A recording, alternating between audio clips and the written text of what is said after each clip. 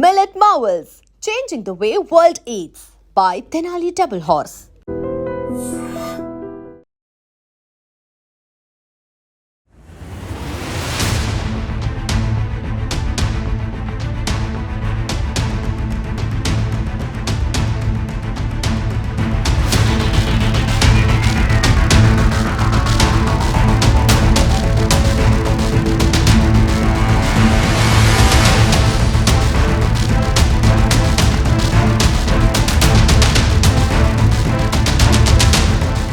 Triple 1 కోర్మనపాలెం నుండి విజయనగరం వెళ్తున్నటువంటి RTC bus పూర్తిగా దగ్ధమైనటువంటి దృశ్యాలు మీరు చూస్తూ ఉన్నారు. కోర్మనపాలెం నుంచి స్టార్ట్ అయినటువంటి ఈ బస్ సర్వీస్ విజయనగరం వెళ్తూ ఉండగా 4th టౌన్ పెట్రోల్ బంక్ దగ్గర ఉన్నటువంటి శాంతిపురం జంక్షన్లో సిగ్నల్స్లో ఒక్కసారిగా ఈ బస్సులో నుంచి మంటలు రావటం గమనించినటువంటి డ్రైవర్ అలానే కండక్టర్ కూడా అప్రమత్తమై ఈ బస్సులో అప్పటికే 120 మంది వరకు ప్రయాణిస్తున్నటువంటి పరిస్థితి ఉంది. వారందరినీ కూడా సురక్షితంగా బయటికి పంపించేశారు. ఆ తర్వాత ఒక్కసారిగా మొత్తం మంటలన్నీ కూడా వ్యాపించి అగ్నికేళలో పూర్తిగా ఆర్టీసీ బస్సు దగ్ధమైపోయినటువంటి దృశ్యాలు. ఎందుకంటే అసలు ఏమీ కూడా మిగలేదు. ఆర్టీసీ ఆర్ఎం గారు చెప్తున్నారు బస్సు ఆల్రెడీ సర్వీస్లో ఉన్నది కాబట్టి ఇప్పటికీ ఈ ప్రమాదం వల్ల 10 లక్షల వరకు నష్టం జరిగింది అని కూడా చెప్తున్నారు. అయితే ఒక్కసారి మనం గమనించవచ్చు విద్యుత్ అంటే ఇందులో ఇంజిన్లో షార్ట్ సర్క్యూట్ వల్ల ప్రమాదం జరిగింది. దాంతోపాటు హెవీ లోడ్ 60 మెంబర్స్ కెపాసిటీ ఉన్నటువంటి బస్సు 130 మందితో ప్రయాణిస్తూ ఉండటం వల్ల కూడా హెవీ లోడ్ కూడా ఈ ప్రమాదానికి కారణంగా చెప్తున్నారు. సో ఈ బస్సును ఒక్కసారి మనం అబ్జర్వ్ చేస్తే మార్నింగ్ టైం కాబట్టి ఎగ్జాక్ట్లీ 8:20 ప్రాంతంలో ఒక్కసారిగా బస్సులో నుంచి మంటలు రావటం గుర్తించారు. ఫైర్ ఆఫీసర్స్కి ఫస్ట్గా ఇన్ఫర్మేషన్ అందించడంతో 4 ఫైర్ ఇంజిన్లు ఇక్కడికి చేరుకొని పూర్తిగా ఫోమ్తో మంటల్ని అదుపు చేయడం జరిగింది.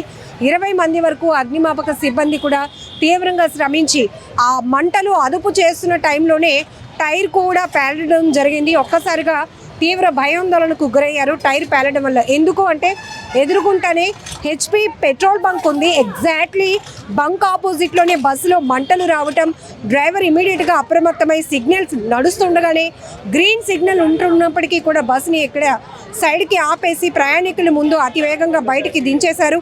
అలానే ఇక్కడ విధులు నిర్వహిస్తున్నటువంటి శాంతిపురం బీట్లో విధులు నిర్వహిస్తున్న ట్రాఫిక్ కానిస్టేబుల్ కూడా 4th టౌన్ పోలీసులకు కంట్రోల్ రూమ్కి ఇన్ఫర్మేషన్ ఇవ్వడం జరిగింది.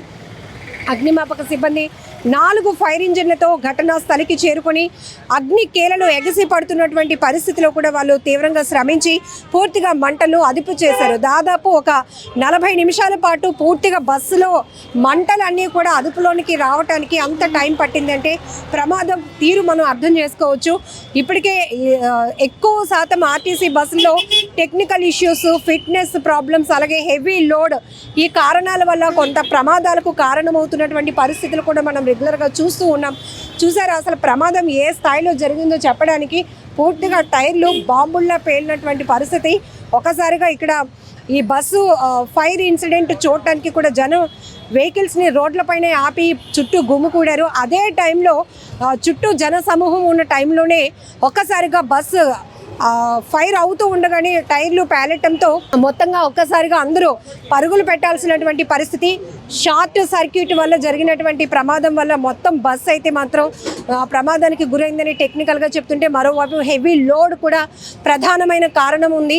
ఎందుకంటే 60 మెంబర్స్తో కెపాసిటీ ఉన్నటువంటి బస్సుల్లో హెవీ లోడ్ మార్నింగ్ టైం ఎక్కువగా పీక్ టైం కాబట్టి ఎక్కువగా కాలేజ్ స్టూడెంట్స్ వాళ్ళు ఎక్కువగా ఉంటారు.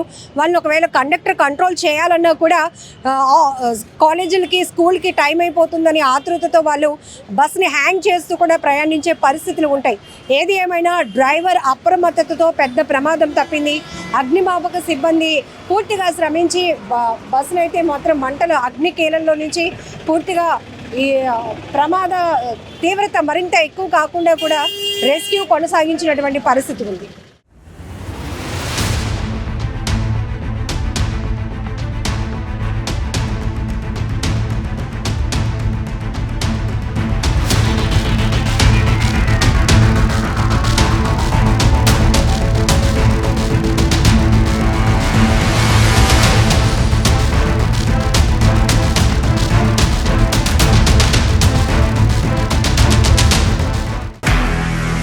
నిజంగా ప్రస్తుతం ఉన్నటువంటి సమాజం దేనికి ప్రయారిటీ ఇస్తుంది? ఆర్థిక సంబంధాల చుట్టూ మాత్రమే తిరుగుతోంది.